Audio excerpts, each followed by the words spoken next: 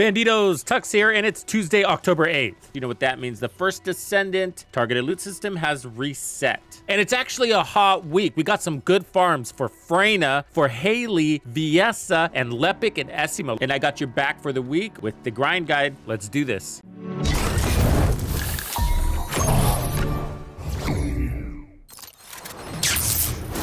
Tux makes it exciting! Remember, when you reach the end game and you have your map set to hard, you can access this targeted loot filter system. So what I do is go through and scour this list to find the reactors that the community is frothing at the mouth for, and I look for the best zones to farm those reactors. When we strike gold, I make sure you know. Before we jump into the guide, I want to remind you that we have a new system coming for reactor farming. This is from the dev note log 14. Here they say, we also want to address the issue of reactor farming. To reduce the inconvenience of having to farm a new ultimate reactor every time you switch to a new weapon, we're introducing the Reactor Implant system. This system will allow you to implant the weapon optimization conditions of other ultimate reactors to your current ultimate reactor. An ultimate reactor can have up to 3 weapon optimization conditions, and you can freely implant weapon optimization conditions based on your weapon settings. With this, you'll no longer have to farm a new reactor each time you switch your weapons, as you only need to implant a new weapon optimization condition into the reactor you're currently using. We don't know exactly what that means, but this new system is supposed to go live on October 10th. So I wouldn't break your backs trying to farm the perfect reactor. But if you don't have that base reactor yet, it's still worth farming, and we got some good ones this week. Just to quickly give you the down low on how this thing is laid out. So I put the featured at the top. The worthy farms are next, so the ones that aren't in the hottest zones but are still pretty decent farms. From there, I give you the components, and then after that, I break everything down by zone. At the very bottom here in the dark blue, I give you all the possible max reactor stats you can get. And then below that, I have sort of like an index, the general attributes for each descendant, and the most common reactor for that descendant. Of course, there are variables here depending on what mods you're running, as well as how you want to create your build. So take that for a grain of salt. All right, let's start off with the featured farms for the week. A quick reminder, a reactor farm for the week will only show up in the featured area if it also lines up with one of the best zones or missions to farm in the game. And that's one of the reasons why they're selected, also because they're reactors that are highly sought after for very good builds in this game. And the first one that's up is in the Fortress Zone, and you're going to want to go to the Outpost, aka the Volby run. It drops a ton of gear if you don't kill the boss, and you'll get a lot of Golden Kuiper too. And this one's going to give you a reactor for Haley, and it's actually a pretty good one.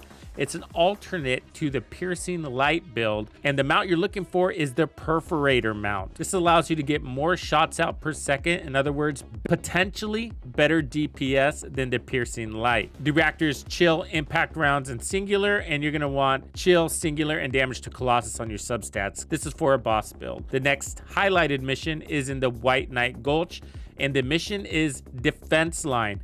This is a great mission because you're going to get those advanced neural circuits and gold and lots of loot, and you clear this very quickly. Advanced neural circuits are consumed a lot for crafting catalysts, so you need to stock up on those. A great time to be doing it is when your targeted loot aligns with that mission. So what a great week. And this one's for Bunny. If you don't have a good ultimate Bunny reactor, here's your chance. Electric, general rounds, and singular.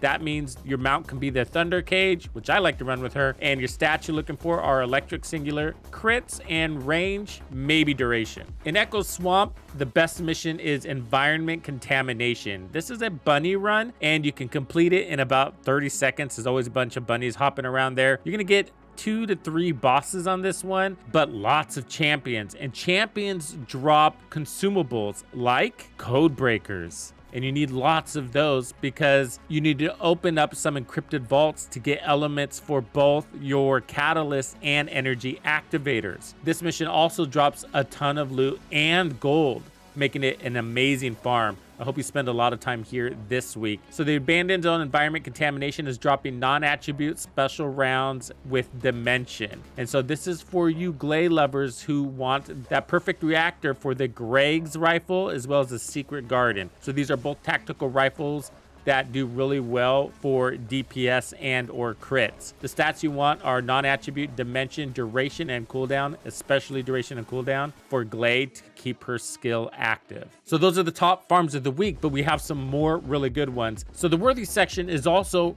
really good farms, but they're not in the featured because of one or two elements. Either they're not in the best mission with the best drop rate that also gives you other things like gold or whatever, or they might be like an alternate build for one of the characters. The first one we'll look at is in Hagios, and this mission is Ransack, which is just an okay mission to farm. It's decent. What's really cool is that you can get the reactor for both Lepic and Essimo, so they're really good with the secret garden in hand for those mobbing builds, and depending even for bossing builds. The stats you want are fire tech, range, cooldown, duration, and crits. The next farm you're looking for is in the Fortress, and this is Command Relay. It's another Haley farm, so that's 2 for her this week, and the mount is going to be Secret Garden or Greg's. And you're going to want chill, singular, cooldown, and duration. So this is for her mobbing or bossing setup if you don't plan on relying on her sniper, the Zenith. This is more of a general weapons platform build. The week wouldn't be complete if we didn't have a farm for Freyna, and in White Knight Gulch, we have the water cooling mission giving toxic general rounds and tech. This is for the Fallen Hope assault rifle that also delivers additional damage to poison inflicted targets. It's a pretty darn good weapon. I really like it. You can also run the Secret Garden with her, but if you like shooting a lot,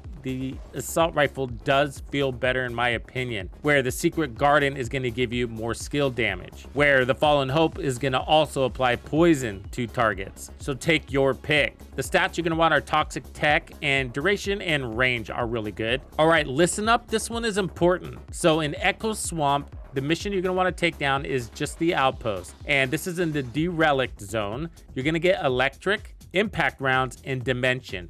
So you wouldn't think this is a really good farm, but it is. If you're looking to beat gluttony, there's a Sharon build that your team will love you for. And I'm creating a gluttony guide right now for you, and hopefully we'll have it out by the morning time. And I'm doing the guide from a POV on all the main characters. So like Enzo, Volby, Glay, and Sharon. I gotta say, Sharon's my favorite to use because Gluttony is so tanky. He takes a lot of damage. It can take up to 5 minutes to clear him, even with a pretty decent team. So to cut down on that time, well, remove some of his defensive attributes, and that's what Sharon can do. She debuffs him, and she does that with the Nazistras,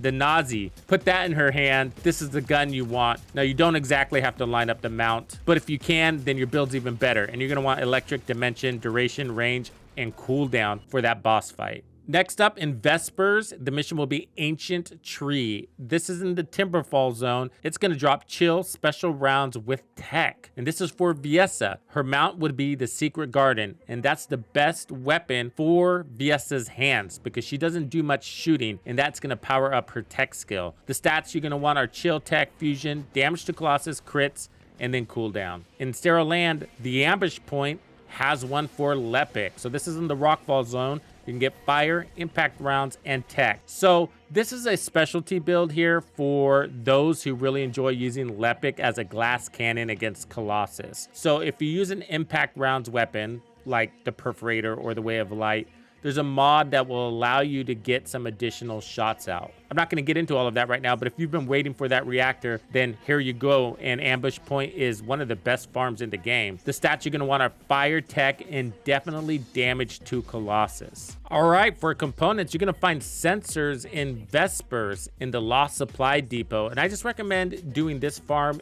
at the outpost if you're going to head that way. Now for sensors, you can go for max MP, character experience, consumable drop, shield recovery, MP recovery, HP recovery, and chill resist. If you don't know what to farm for, some hot ones are max MP and character experience. So in Agna Desert, I recommend farming the heavy equipment if you're looking for processors, and that's in the Mirage Stone sector. So max shield, item acquisition distance, toxic resist, equipment drop rate, shield recovery, and a sieve display. If you don't know what to farm for, I definitely recommend getting that max toxic resist because we have a new Colossus headed our way, and I understand she's gonna be dealing some poison. At this point and beyond, these are all broken down by zone. So download this guide and keep it handy. Happy farming, catch you on the next one. Thank you for hanging out with me. My name is Tuxedo Bandido. That's Tito Bandido. One and only. And this was another episode of The First Descendant. If you found this video helpful, subscribe, like, and turn on notifications to ensure you don't miss out on the fantastic experiences waiting for you in The First Descendant. And if you like videos like this, check out the one I have recommended for you right here. If you have anything you want to see covered, be sure to let me know in the comments below. And thank you to all the channel members and donors who make everything possible. Tux Nation wouldn't be without you. When you buy or download anything for The First Descendant, be sure to use Tux's creator code to support the channel. Easy peasy.